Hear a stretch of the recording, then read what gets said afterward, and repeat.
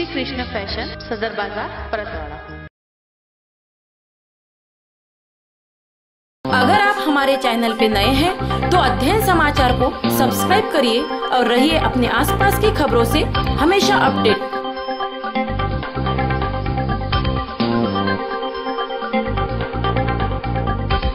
भाजपा शिवसेना युतीचे अमरावती लोकसभा मतदारसंघाचे उमेदवार आनंदराव अडसूळ यांच्या प्रचारार्थ 14 एप्रिल रविवारी दुपारी 4 वाजता स्थानीय नेहरू मैदान परतवाडा येथे जाहीर सभेचे आयोजन करण्यात आले होते।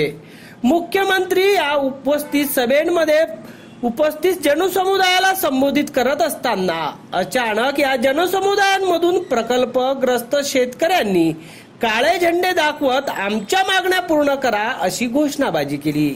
या शेतकऱ्यांच्या घोषणाबाजीला चिडून भाजपा शिवसेना कार्यकर्त्यांनी या प्रकल्पग्रस्त शेतकऱ्यांना बेदम मारहाण केली।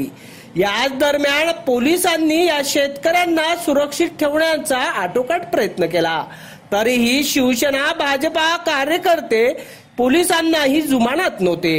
हा गोंधळ पाहतच या सभा मंचावर उपस्थित असलेले राज्याचे गृहमंत्री डॉक्टर रणजित पाटील, पालकमंत्री प्रवीण पोटे हे त्वरित सभा मंडपात दाखल झाले आणि हा प्रकार शांत करण्याचा प्रयत्न करू लागले। या दरम्यान मुख्यमंत्री देवेंद्र फडणवीस यांनी उपस्थित जनसमुदायाला आव्हान करीत म्हटले की तुमच्या काही समस्या असतील तर निश्चित आपण निकाली काढू।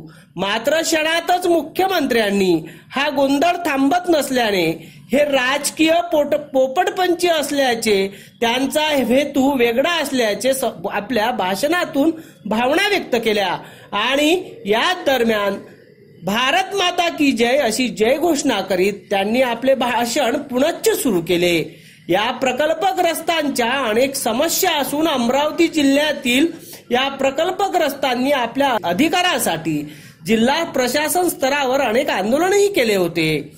अचलपूर तालुक्यात चंद्रभागा, वासनी, सांगवा बॅरेजच्या अनेक शेतकऱ्यांना या प्रकल्पग्रस्तांच्या मागणींसाठी हे आंदोलन सुरू आहे।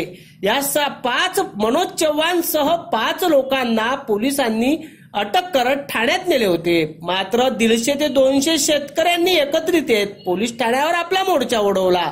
त्यानंतर या प्रकल्पग्रस्तांना सोडून देण्यात आले। अशा प्रकारे मुख्यमंत्र्यांच्या या प्रचार सभेत प्रकल्पग्रस्त शेतकऱ्यांचे आंदोलन चर्चेत राहिले। सानुकांसह नरेंद्र जावरे, अध्ययन समाचार लाईव्ह।